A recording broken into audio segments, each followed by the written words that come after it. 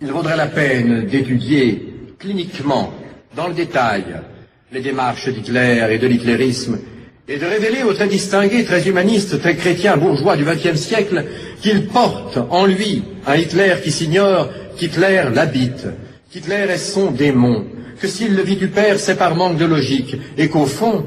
ce qu'il ne pardonne pas à Hitler, ce n'est pas le crime en soi, le crime contre l'homme, ce n'est pas l'humiliation de l'homme en soi,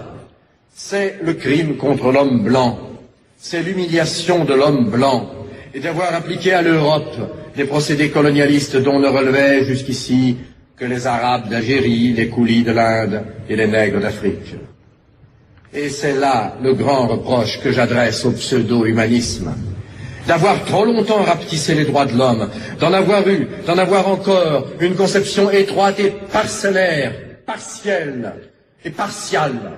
et tout compte fait sordidement raciste. J'ai beaucoup parlé d'Hitler, c'est qu'il le mérite, il permet de voir gros et de saisir que la société capitaliste à son stade actuel est incapable de fonder un droit des gens, comme elle s'avère incapable de fonder une morale individuelle. Qu'on le veuille ou non,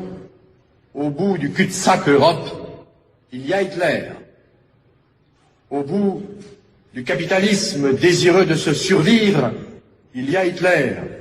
Au bout de l'humanisme formel et du renoncement philosophique, il y a Hitler.